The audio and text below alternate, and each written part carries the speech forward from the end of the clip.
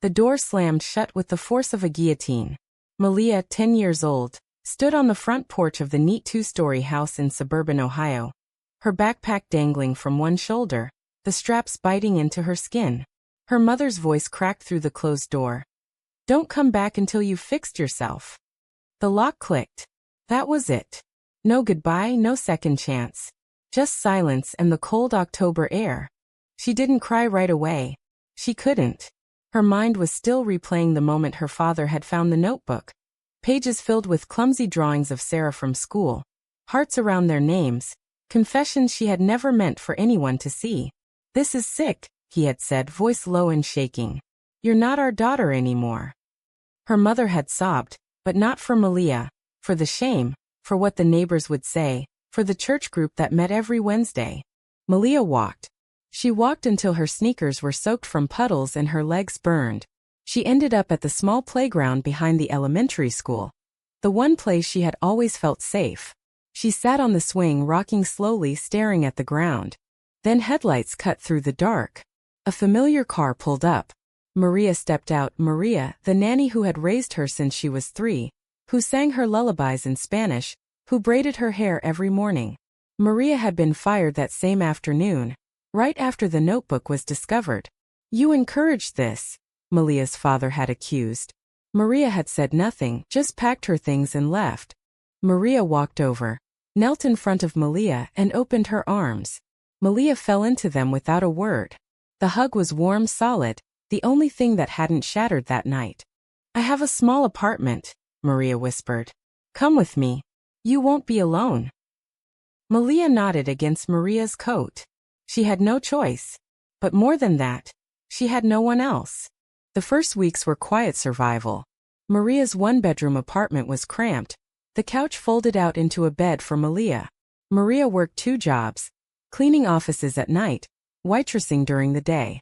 Malia went to a new school district under Maria's guardianship papers, forged in desperation. Every night Malia lay awake, replaying the slam of the door. Why had she written those things? Why couldn't she just like boys like everyone else? The guilt was heavy, a stone in her chest. Maria never asked questions. She cooked arroz con pollo, read stories, helped with homework. But Malia saw the worry in her eyes, the way she checked the locks twice, the way she flinched at every phone call. Maria was 30, still young, but already carrying the weight of a child who wasn't hers. One night Malia woke from a nightmare, screaming. Maria rushed in, held her until the shaking stopped. "I'm sorry," Malia whispered. "I'm sorry I'm like this." Maria cupped her face. "You are not broken, Pequeña. You are brave. And I am here." Malia believed her. For the first time in weeks, she slept without fear. Years passed in fragments of ordinary life laced with tension. Middle school was brutal. Whispers in hallways, notes shoved into her locker. Freak. Dyke. Malia learned to keep her head down, to laugh at the right moments, to pretend. She made no friends. She told herself it was better that way. Maria watched it all. She never pushed, but she was always there, with ice cream after a bad day, with a blanket when Malia cried herself to sleep. Malia began to notice things. The way Maria's hand lingered when she tucked her in. The way her voice softened when she said Malia's name. It felt safe. It felt like home. By 14, Malia understood what the feeling was. She loved Maria. Not like a mother. More. Deeper. The realization hit her in the middle of algebra class, sharp and terrifying. She stared at the textbook, heart pounding. She loved the woman who had saved her. The woman who had given up her life for her. She hated herself for it. How could she feel this way? Maria had sacrificed everything. She had never asked for anything in return. And here Malia was, turning that sacrifice into something twisted. She started pulling away, short answers, avoiding eye contact, staying late at the library. Maria noticed but said nothing. The silence between them grew thick. One evening, Malia came home to find Maria sitting on the couch, staring at an old photo of them together. 6-year-old Malia on Maria's lap at the park. "Are you going to leave me too?" Malia asked, voice small. Maria looked up, eyes wet. "Never. But I see you pulling away, and I don't know how to help." Malia wanted to tell her. The words burned in her throat. But she swallowed them. She couldn't risk losing the only person who had ever loved her. High school was a battlefield. Malia learned to armor herself with indifference. She excelled in English, wrote essays that teachers praised, but never let anyone close. She dated a boy once, Tommy from chemistry, to test if she could be normal. It lasted 3 weeks. His kiss felt like nothing. She broke up with him in the parking lot, and the next day the rumors started again. Maria worked harder, took on private tutoring to pay for Malia's college applications. Malia watched her age, gray strands appearing in her dark hair, lines around her eyes from exhaustion. Guilt gnawed at her. She wanted to help, but Maria wouldn't let her get a job. Focus on school, she said. That's your job. At 17, Malia got accepted to NYU on a full scholarship. The letter arrived on a rainy Tuesday. Malia cried. Malia cried. They hugged in the tiny kitchen. And for a moment everything felt right. Then Malia said, "Come with me." Maria laughed softly. "Ikant, pequeña. I have work here." Malia felt the words like a slap. She had imagined them in New York together, walking Central Park, sharing an apartment, being open. But Maria had roots. She had debts. She had a life before Malia. The night before Malia left, she sat on the fire escape with Maria. The city lights glittered below. "Do you regret it?" Malia asked. "Taking me in?" Maria looked at her, eyes serious. "Never. You are the best thing that ever happened to me." Malia's heart cracked open. She wanted to say it then, "I love you." Not as a child loves a guardian. As a woman loves another woman. But the words stayed locked inside. New York was overwhelming. Classes, crowds, noise. Malia threw herself into studying pre-law. She joined the LGBTQ alliance, but only as an observer. She listened to stories of coming out, of families that accepted or rejected. She envied them their courage. She couldn't imagine telling Maria the truth. She dated women this time. A barista named Jess, a poet named Lena. They were kind, attractive, but none of them were Maria. Malia ended each relationship quickly. "I'm not ready," she said. The truth was, she was waiting for someone she could never have. Maria visited once a year. They walked the city, ate street food, talked about everything except the distance growing between them. Malia felt it like a physical ache. During her senior year, Malia wrote a thesis on family rejection and resilience. The professor called it powerful. Malia sent a copy to Maria. Maria called that night. "It's beautiful," she said. "You wrote about us, didn't you?" Malia's throat tightened. "Yes." There was a long pause. "I'm proud of you, Malia." Malia wanted to ask, "Do you feel it too?" But she didn't. Graduation came. Malia stood on stage in her cap and gown, searching the crowd for Maria. She was there, in the 3rd row, clapping until her hands were red. Malia walked off stage straight to her, hugged her tight. "I couldn't have done this without you," she whispered. Maria smiled, eyes shining. "You did it yourself." That summer, Malia got a job at a legal aid clinic in Manhattan. Maria moved to New Jersey, closer but still separate. They saw each other on weekends. Malia felt the pull stronger than ever. She began to wonder if Maria felt it too. One weekend, Maria came to the city for dinner. They walked along the Hudson, the water reflecting the skyline. Malia stopped, turned to her. "I've been thinking," Malia said, "about us." Maria looked at her, expression unreadable. "I don't know how to say this," Malia continued. "But I love you. Not like family. Like more." The words hung in the air. Maria's face changed, shock, fear, something softer. "Malia," she said quietly, "I'm old enough to be your mother." "You're not my mother," Malia said. "You're the woman who saved me. The woman I love." Maria looked away, toward the river. "I have loved you since the day I held you on that porch. But I never let myself think. Not like that." Malia felt hope flicker. "Then let yourself." Maria shook her head. "It's not right. People will judge. They'll say I groomed you." The word hit like a punch. Malia stepped back. "Is that what you think?" "No," Maria said quickly. "But that's what they will say." Malia felt tears rise. I don't care what they say. Maria reached out, touched her cheek. But I do. I care about you. They stood in silence, the city humming around them. The next year was torture. Malia and Maria kept seeing each other, but the confession hung between them like smoke.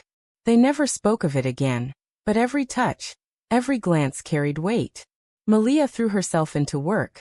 Long hours, pro bono cases for LGBTQ youth. She became known for her passion, her quiet intensity. Maria started dating a man from her church group. His name was David. Kind, stable, boring. Malia hated him on sight. She smiled through dinners, laughed at his jokes, but inside she burned. One night, after David left, Maria found Malia crying in the kitchen. Why him? Malia asked. Why not me? Maria sat down exhausted. Because he's safe. Because with him, no one will look at me and see a predator. Malia flinched. Is that what you think I am? No, Maria said. But the world will. Malia stood up. Then let them. I don't want safe. I want you. Maria looked at her, eyes full of pain. I can't, Malia. I can't risk destroying you. Malia left that night. She didn't call for 3 weeks. When they finally spoke, Maria's voice was small. David proposed. Malia felt the world tilt. What did you say? I haven't answered. Malia closed her eyes. Don't marry him. Silence.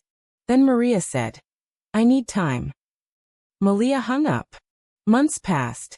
Malia dated again, casual, meaningless. She told herself she was moving on. But every night she thought of Maria. Then the book deal came. A publisher had read her thesis, wanted a memoir. Malia wrote it in a fever. Every detail of the expulsion, of Maria's rescue, of the love she couldn't name. She called it The Door That Slammed. When the manuscript was finished, she sent it to Maria. Maria read it in one night. She called at dawn. It's honest, she said. And it hurts. Because it's true, Malia said. Maria was quiet. I don't know if I can be what you want. Malia felt the tears come.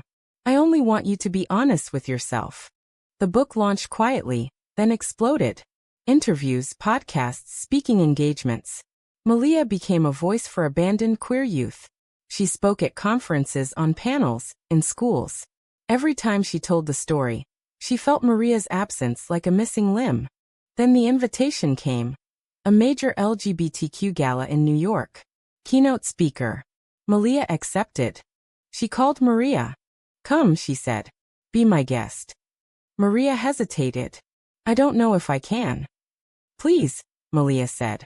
I need you there. Maria came.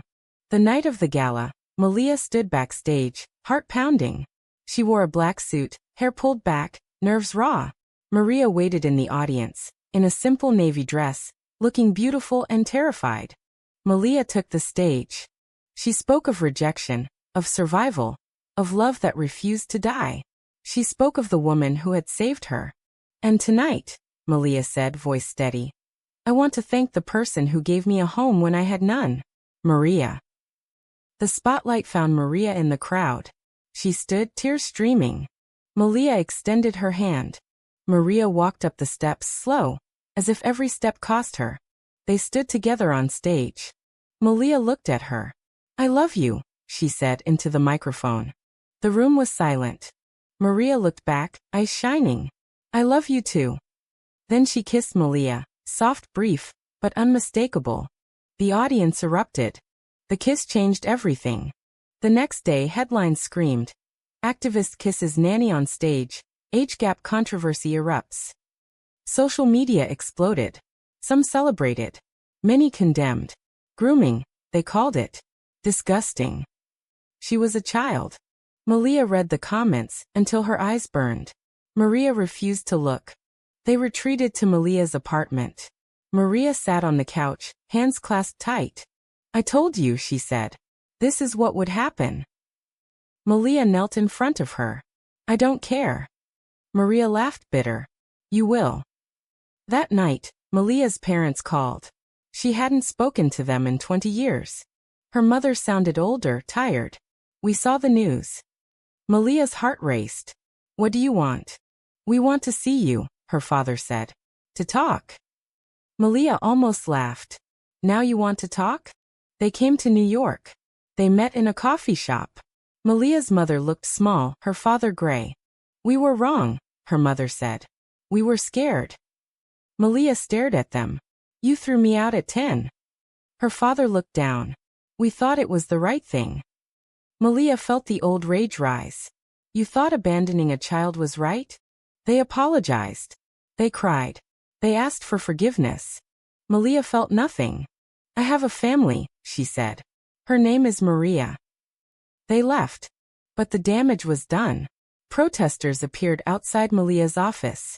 Threats came in the mail. Maria's church asked her to leave. Maria started packing. I'm going back to Ohio, she said. Malia panicked. No. Maria touched her face. I can't stay and watch you lose everything. Malia grabbed her hand. I lose everything if you leave. They argued. Malia cried. Maria cried. In the end, Maria stayed. They moved to a house upstate, quiet away from the city. Malia worked remotely. Maria gardened. They lived simply. But the pain lingered. Malia stopped speaking publicly. The book sales slowed. The world moved on. One evening, Malia found Maria in the garden, staring at the stars. Do you regret it? Malia asked. Maria turned. No. I regret the pain it caused you. Malia took her hand. Then stay. Maria smiled, sad. I'm not going anywhere. They rebuilt slowly. Malia started writing again. A new book, about love that survives judgment. Maria read every page. 1 year later, Malia received another invitation. A national conference on family acceptance. She hesitated. Maria said, Go. Tell our story. Malia looked at her. Our story? Maria nodded. Yes. Ours. The conference was in Chicago. Malia stood backstage, nerves steady this time. She wore the same black suit from the gala. Maria waited in the front row. Malia took the stage. She spoke of the door that slammed, of the woman who opened another. She spoke of love that defied roles, age, expectation. Then she said, I want to bring someone up here. Maria walked up, steady now. They stood together. Malia looked at the audience. This is Maria. She was my nanny. She became my home. And now she is my partner. Applause thundered. Malia turned to Maria. Thank you for choosing me. Maria smiled, tears falling. Thank you for choosing me back. They held hands. Later backstage, Malia asked, Are you happy? Maria kissed her forehead. Happier than I ever thought I could be. They went home. The world still judged. Some always would. But Malia no longer cared. She had paid the price, lost shame, fear. And she had gained something greater. Love. Was it worth it? Was it right to love someone society said you shouldn't?